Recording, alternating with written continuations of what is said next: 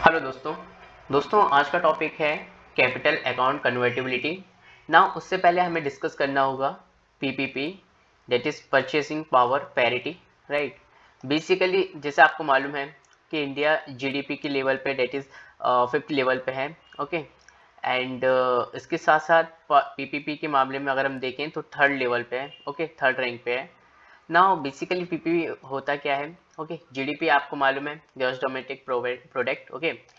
And इसके बाद अगर हम देखें कि इंडिया है ना 3rd नंबर पे है।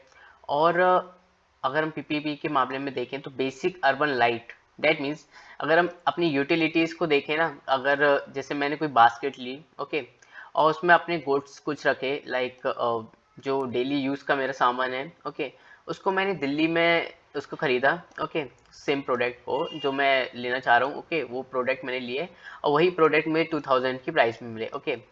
अब क्या हुआ कि मैंने सेम प्रोडक्ट न्यूयॉर्क में ख़रीदे, ओके, वो मुझे मिले $200 में, ओके। तो इसमें क्या हुआ ना कि सेम प्रोडक्ट आपको न्यू दिल्ली में 2000 में मिल रहे थे और वही सेम प्रोडक्ट आपको न्यूयॉर्क में 200 रुपीज़ में मिल रहे थे, ठीक है।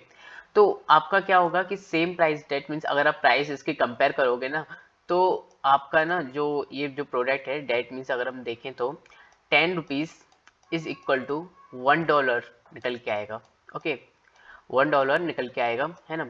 तो बेसिकली क्या है, हमने प्रोडक्ट में देखा, कंपेयर कंपेयर करके देखा, ओके। तो हमें देखने को मिला कि जो प्रोडक्ट है, जो सेम प्रोडक्ट है, ओके, पर उसकी प्राइस डिफरेंट है, डिफरेंट जगह पे डिफरेंट प्राइस है, ओके। दैट्स वाई कि जो हम कंपेयर कर रहे हैं तो 10 rupees equal to $1, okay.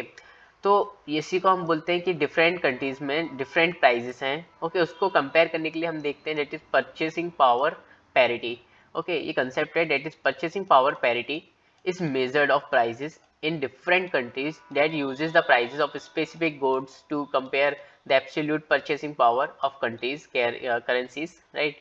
And PPP allows us to compare economic productivity, standard of livings between countries, okay। तो ये दोनों चीज़ें हमें अलाउ करता है, इकोनॉमिक प्रोडक्टिविटी और स्टैंडर्ड ऑफ लिविंग्स। नाउ अगर हम पीपीपी के टर्म्स में देखें तो India is a 3rd largest economy, okay, in the world after the US and China. और 5th है जीडीपी के मामले में, ओके। तो देखो बेसिकली ट्रांजेक्शन जो होते हैं ना इंडिया में, है ना, अब वो फॉरेन से हो रहे हैं ट्रांजेक्शन, तो अब वो किस में हो रहे हैं हमें वो सारी चीज़ें देखना पड़ता है। लाइक अगर वो करेंट अकाउंट में हो रहे हैं, करेंट अकाउंट में होंगे तो वो कंप्लीट कन्वर्टिबिलिटी रखने का आप बोल सकते हो कि कंप्लीट जो कन्वर्टिबिलिटी होती है तो वो हो सकती है, पॉसिबल है, ओके।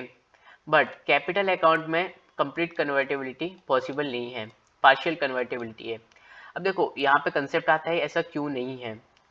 बेसिकली अगर हम देखें ना तो हमने जैसे कल हमने एक एग्जांपल देखा था, है ना, श्रीलंका, चाइना अगर चाहे तो श्रीलंका के थ्रू पेमेंट करवा सकता है यहाँ पे, right. Export, that means current में, करंट अकाउंट में और कैपिटल अकाउंट में, ओके, दोनों के थ्रू इकोनॉमी डाउन करवा सकता है, क्राइसिस ला सकता है। पर अगर हम देखें करंट अकाउंट के क्राइटेरिया में देखें, करंट अकाउंट के कंटेक्स्ट में देखें, तो करंट अकाउंट में ना अगर कोई इतना ज़्यादा अमाउंट आता है तो फिर आरबीआई इंटरवीन करेगा और उस जो इन्फ्लेशन, जो फ्लेक्सिबिलिटी आ रही है, फ्लोटिंग हो रही है, उसको फिक्स करेगा। तो हमने देखा था मैनेजमेंट, है ना, मैनेजमेंट फ्लोट सिस्टम देखा था।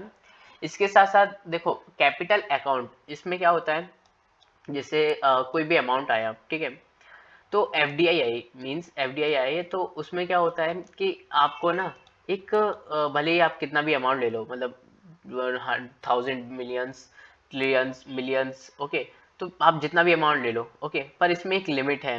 क्यों? क्योंकि देखो लिमिट इसलिए रखी गई है कि अगर पूरा अमाउंट अगर आ जाएगा, ओके, फुल कन्वर्टेबिलिटी रखेंगे, तो अगर बाई चांस कि उन लोगों ने क्या किया, मतलब फॉरेन लोगों ने क्या किया कि कहीं और उनको अच्छी डील मिली, तो आपके आपके जो इंडिया है उसमें से पैसा जाएगा, तो वही दिक्कत हो जाएगी कि ये ना जो अमाउंट है ना, तो वो डॉलर निकालेंगे और रुपए रुपए का क्या करेंगे, रुपए आपको देंगे और डॉलर लेंगे तो उसकी कीमत फिर बढ़ जाएगी डॉलर की और आपके रुपए की कीमत घट जाएगी। डेट मीन्स डिप्रिशिएशन हो जाएगा, राइट, अपने रुपीज़ का। तो इस वजह से क्या है, पार्शियल कन्वर्टिबिलिटी रखी गई है, जिससे आप अमाउंट भी इकट्ठा नहीं ले जा सकते और अमाउंट भी इकट्ठा इतना, मतलब एक लिमिट के, सर्टेन लिमिट के बाद आप उसमें नहीं ले सकते, ओके, कन्वर्ट नहीं कर सकते रुपए में, ओके। तो ये सारी चीज़ें यहाँ पे हमें देखने को मिलती है, कुछ इसमें कंडीशंस हैं।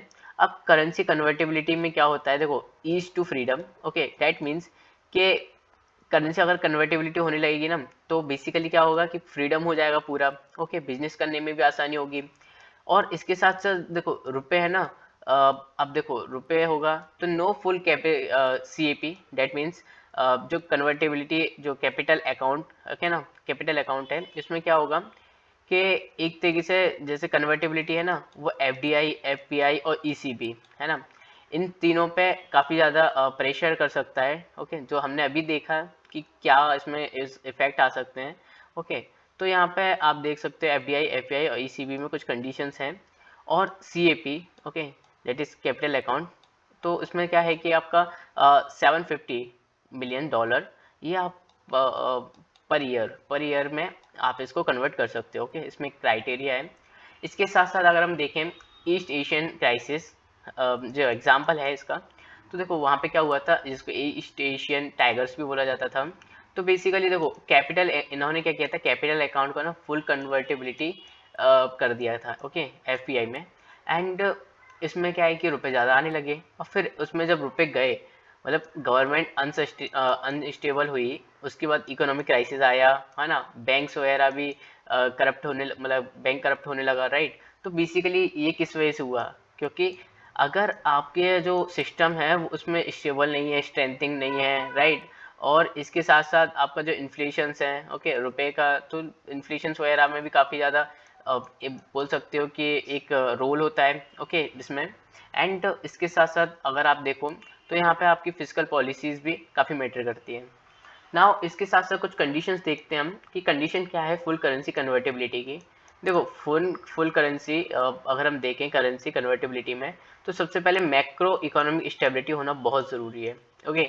मतलब आपके ना इकोनॉमिक स्टेबिलिटी अगर नहीं होगी, जैसे हमने देखा GDP, ओके, इनकम देखा, तो इसमें क्या है कि ना सबसे ज़्यादा आपको जो बेसिकली आपकी खुद की इकोनॉमी अच्छी नहीं होगी, तो आप बाहर से कैसे क्या कर सकते हो, है ना, मतलब बाहर से FDI वगैरह अट्रैक्ट ही नहीं कर सकते। उसके बाद ट्रेड ओरिएंटेड इकोनॉमी होनी चाहिए, डैट मीन्स जो 3R प्रिंसिपल है, इसमें रीपेमेंट कैपेसिटी होनी चाहिए, ओके, उस कंट्री में रिस्क बेयरिंग एबिलिटी होनी चाहिए, और रिटर्न फ्रॉम इन्वेस्टमेंट, मतलब रिटर्न भी देने की कैपेबिलिटी होनी चाहिए। इसके साथ साथ अट्रैक्टिव इंडस्ट्रियल पॉलिसी होनी चाहिए, कुछ ऐसी पॉलिसीज होनी चाहिए जिससे इंडस्ट्रीज वगैरह वहाँ पे आए, ओके, स्टैब्लिश हों, और ease of doing business, okay, तो मतलब बिजनेस करने में भी आसानी हो सके, and allow this when the current account balance positive, that means कि जब अपना आपका जो करेंट अकाउंट बैलेंस है ना, करेंट अकाउंट बैलेंस कौन सा होता है आपको मालूम है, good, invisible and visible goods, right. तो बेसिकली अगर आपका ओवरऑल जो अकाउंट है, जैसे इस करेंट अकाउंट है, ओके, बैलेंस अगर आपका पॉजिटिव है तो आप इसको इस्टेब्लिश कर सकते हो, ओके। तो इंडिया में आपको ये देखने को मिलता है, भले गुड्स में, गुड्स के मामले में जो विजिबल गुड्स हैं उस मामले में हम इंपोर्ट ज़्यादा करते हैं, वो डेफिशिएट में, पर नेट देखें तो हम करेंट अकाउंट में ना पॉजिटिव में है, राइट। इसके साथ साथ कुछ एडवांटेज हैं, that is advantage of capital account convertibility. Basically अगर हम देखें क्या क्या एडवांटेज हैं, तो बेटर एक्सेस हमें देखने को मिलता है इंटरनेशनल मार्केट्स में, ओके। तो हमारे यहाँ से आपको कनेक्टिविटी मिल जाती है, ओके, हम जैसे इंडिया के यहाँ से कनेक्टिविटी मिल जाएगी इंटरनेशनल मार्केट्स में, वो भी अपने प्रोडक्ट्स वगैरह बेच पाएंगे, है ना, कंपटीशन बढ़ेगा, वहाँ की कंपनीज भी यहाँ पे आएंगी, इनोवेशन होगा, बिजनेस में भी आसानी होगी, और ECB एक्सटर्नल कमर्शियल जो बोरिंग है ना वो अवेलेबल हो जाएगी सभी के लिए, फॉरेन करेंसी डिनोमिनेटेड हो जाएगी, डैट मीन्स कि अभी जैसे मुझे कि मतलब बाहर जाना है, और मुझे फिर क्या करना पड़ेगा कि रुपए को कन्वर्ट कराना पड़ेगा डॉलर या यूरोज में, ओके। तो उसमें क्या होगा फिर यहाँ पे ना, अगर ये सारी चीज़ें हो जाएंगी, कैपिटल अकाउंट कन्वर्टेबिलिटी हो जाएगी, तो फिर है ना जो रुपए को डॉलर या फिर यूरो में कन्वर्ट करना ईजी हो जाएगा, ओके। अगर मैं चाहूँ तो बैंक के थ्रू ही सारी चीज़ें कर सकता हूँ। बैंक एंड नॉन बैंक जो फाइनेंशियल इंस्टीट्यूशंस हैं, वो भी यहाँ पे एक तरीके से उनको एक्सेस मिल जाएगा, है ना, ग्लोबल फाइनेंशियल मार्केट में, ओके। ये उनके लिए भी बेनिफिशियल होगा, वो भी इन्वेस्ट करेंगे। इसके साथ साथ डिसएडवांटेज भी हैं। डिसएडवांटेज क्या है ना, जैसे हमने देखा कि जो CAC, डेट मीन्स कि अगर CAC आ गया तो क्या होगा कि इंपोर्ट ज़्यादा होने लगेगा, इट मीन्स इंपोर्ट की जो प्राइस है ना वो ज़्यादा बढ़ जाएगी, क्योंकि अब पैसा आ रहा है, इन्फ्लेशन बढ़ेगा, राइट। तो इन्फ्लेशन बढ़ेगा तो क्या होगा, इंपोर्ट की प्राइस भी बढ़ेगी, कॉस्ट पुश इन्फ्लेशन आने लगेगा क्योंकि डॉलर की प्राइस भी बढ़ेगी। अब ये जैसे क्या हुआ कि निकला, रुपए निकले, ओके, तो फिर क्या होगा, इन्फ्लेशन आ जाएगा, ज़्यादा पैसा आने लगेगा, ज़्यादा रुपए अपने मार्केट में फ्लो होगा, राइट। उसके साथ साथ improper management can lead depreciations, that means कि ये पैसे की वैल्यू को घटा देंगे।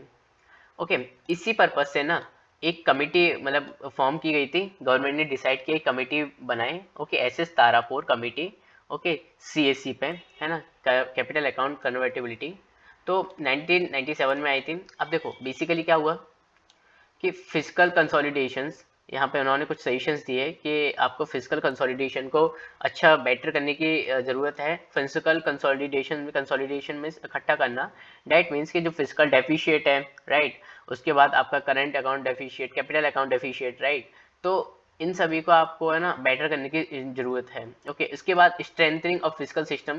देखो आपका फिजिकल सिस्टम में ना एकदम मजबूत होना चाहिए, डेफिशिएट में नहीं जाना चाहिए। आपके कुछ जो सिस्टम्स है उसमें ऐसे बदलाव कीजिए, है ना, मैनिपुलेट करके अपडेट कीजिए, जिससे आपका जो सिस्टम है ना वो कभी भी मतलब लॉन्ग टर्म के लिए ना वो हमेशा पॉजिटिव में रहे।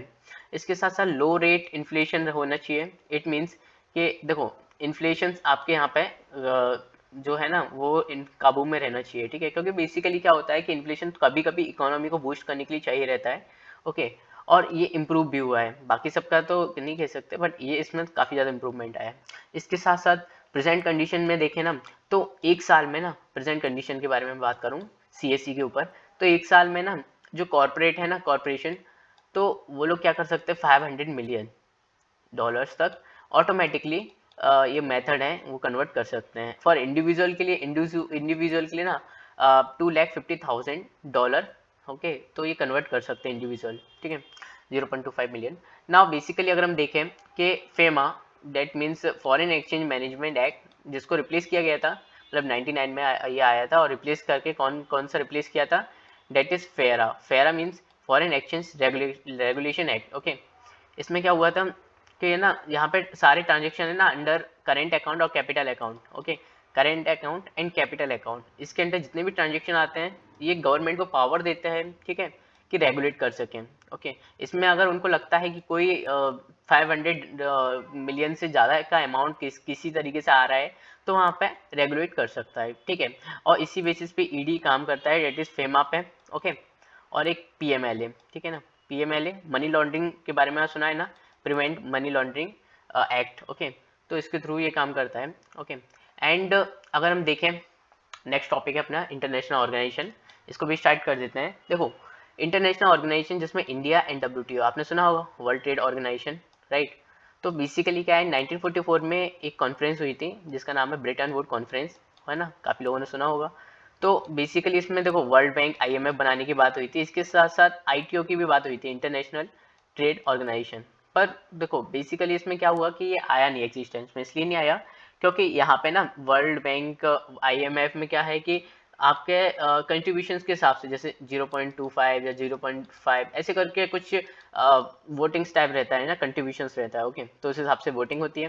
पर यहाँ पे क्या है कि वन कंट्री वन वोट का सिस्टम था, तो यहाँ पे देखो अब सभी को इक्वल कर दिया गया है, तो यहाँ पे ऑब्वियसली सी बात है कि अगर अगर सभी को इक्वल कर देंगे तो कहीं ना कहीं तो बैलेंस बिगड़ जाएगा, और यहाँ पे यूएस ने भी काफ़ी इंटरेस्ट नहीं दिखाया। तो बेसिकली अगर हम देखें कि देखो 1948 में फिर एक हवाना में एक कॉन्फ्रेंस हुई थी, मतलब यूएन कॉन्फ्रेंस हुई थी ऑन ट्रेड एंड एम्प्लॉयमेंट पे, हवाना चार्टर जिसको बोलते हैं अपन, है ना, तो यूएस में इसमें इंटरेस्ट नहीं दिखाया और यूएस ने मतलब इसकी वजह से फिर ये भी नहीं आया।